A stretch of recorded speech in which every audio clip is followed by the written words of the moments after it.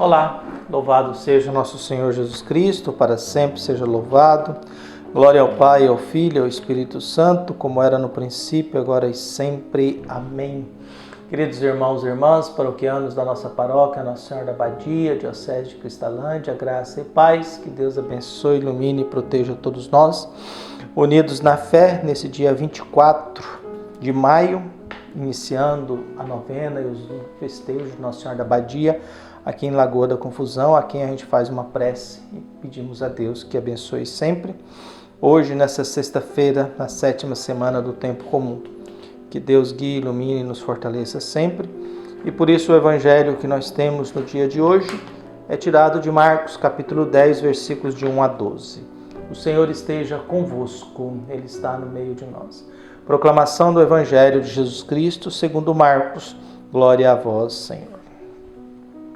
Naquele tempo, Jesus foi para o território da Judéia, do outro lado do rio Jordão. As multidões se reuniram de novo em torno de Jesus e ele, como de costume, as ensinava. Alguns fariseus se aproximaram de Jesus para pô-lo à prova, perguntaram se era permitido ao homem divorciar-se de sua mulher. Jesus perguntou: o que Moisés ordenou? Os fariseus responderam: Moisés permitiu escrever uma certidão de divórcio e despedi-la. Jesus então lhe disse: foi por causa da dureza do vosso coração que Moisés vos escreveu este mandamento. No entanto, desde o começo da criação, Deus os fez homem e mulher. Por isso o homem deixará seu pai e sua mãe, e os dois serão uma só carne. Assim, já não sois dois, mas uma só carne. Portanto, o que Deus uniu, o homem não separe. Em casa, os discípulos fizeram novamente perguntas sobre o mesmo assunto. Jesus respondeu: quem se divorcia de sua mulher e casa com outra, cometerá adultério contra a primeira. E se a mulher se divorciar do seu marido e casar com outro, cometerá adultério. Palavra da salvação. Glória a vós, Senhor.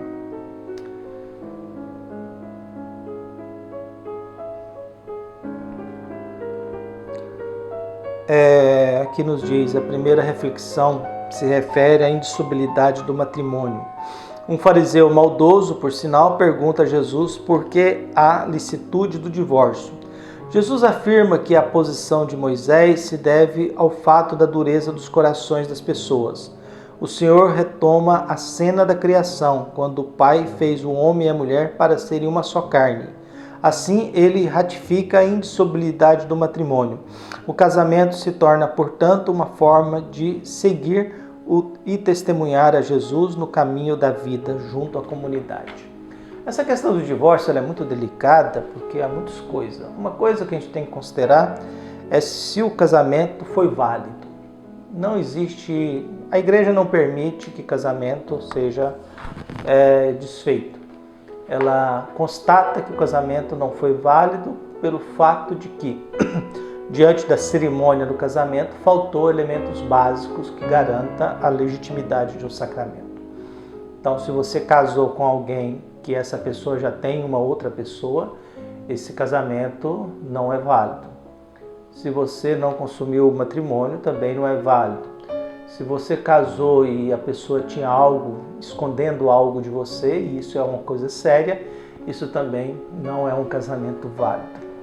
Então a igreja faz isso. Mas o difícil da vida é porque a gente vive num mundo descartável e a gente perdeu um pouco a consciência do valor de família. Antigamente havia menos divórcio porque as pessoas casavam e a família era mais importante do que as questões pessoais, as questões individuais. O conceito de família tinha um valor, um peso maior. Hoje não. Hoje a minha vontade, o meu eu é mais importante do que a minha família. O meu eu e a minha vontade são mais importantes do que a minha comunidade.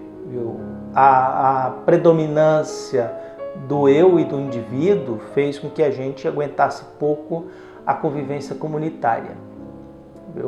O predomínio do eu sobre o nós, a valorização do eu sobre nós, fez com que a gente perdesse nessa vida a capacidade de cuidar uns dos outros, a capacidade de ser perseverante, a capacidade de cuidar e manter uma convivência, os laços familiares.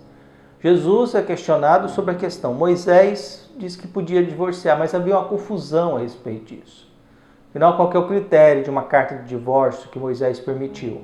Qual que era o motivo? Viu? Às vezes a pessoa acabava com a família por bobagem, coisa insignificante. Jogava a esposa na rua, devolvia ela para os pais, abandonava, porque mulheres não podiam ter patrimônio. Então era tremenda injustiça em muitos momentos que se fazia com as mulheres diante dessa permissão da lei de Moisés. E Jesus retoma, fala assim, olha, quem casa para ter casa, né? Ninguém é obrigado a casar. E por isso a necessidade da gente talvez recuperar um pouco melhor essa dimensão do valor do matrimônio, essa seriedade do valor do matrimônio. Essa convivência tão necessária e fundamental. Porque todos nós falamos que família é importante, mas a gente faz muito mal às famílias. A gente cuida muito mal delas. A gente maltrata muitas pessoas. A gente não tem muito respeito por elas. Jesus é alguém que tem esta preocupação, a preocupação de que precisamos cuidar bem. Olha, Adão e Eva foram criados para se unirem em matrimônio. E vocês estão descartando as mulheres assim como se elas fossem nada. Estão descartando suas esposas como se fossem nada. Então, a dureza do coração de vocês, e há momentos em que o nosso coração é duro. Há momentos em que a nossa consciência ela é dura. Há momentos que o nosso olhar é olhar de morte. Não é olhar de brilho de vida. Não é olhar de brilho de esperança. E esse contexto, essa luta, faz com que a gente, às vezes, se canse e desista com muita facilidade. E é preciso a gente ter um pouco mais de resistência. É preciso a gente ter um pouco mais de perseverança. É preciso a gente buscar um pouco mais de esperança e paz para que a gente fuja dessas armadilhas que às vezes nos cria. Essas armadilhas que às vezes são criadas no mundo em que nós vivemos. E que faz com que a gente não tenha um pingo de misericórdia, que a gente não tenha um pingo de caridade. É preciso respeitar o ser humano. É preciso tratar bem com dignidade o ser humano. E cada momento que a gente coloca um ser humano, ou cada momento que alguém toma a decisão de constituir uma família, tem que rezar muito para isso.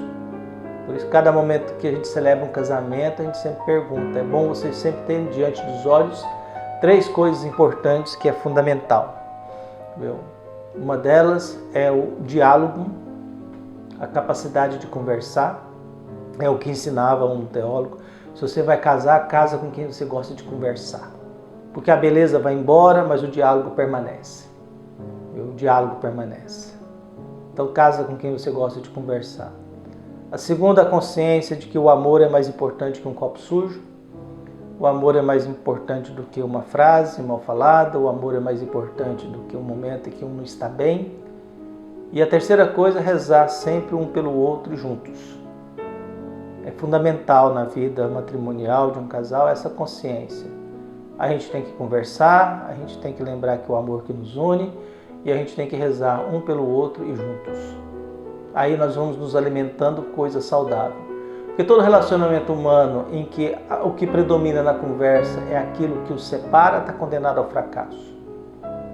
Mas todo relacionamento humano em que a conversa, o que predomina é o que nos une, isso encontra força para superar qualquer coisa.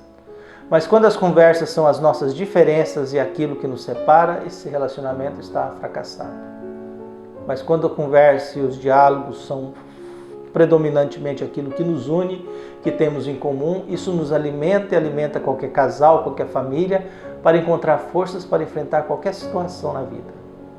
Peçamos a Deus que abençoe a cada um, ilumine o nosso coração, nos fortaleça na fé e que a gente tenha uma consciência abençoada e protegida e guiada por Deus, para que, alimentados na sabedoria, a gente possa pedir a Deus que não nos abandone, que nos ensine, nos livre das armadilhas da vida e nos dê uma consciência boa e saudável e santa para aprender a cuidar bem, não só da nossa vida, mas também da nossa consciência e das nossas convivências. Um abraço e até mais.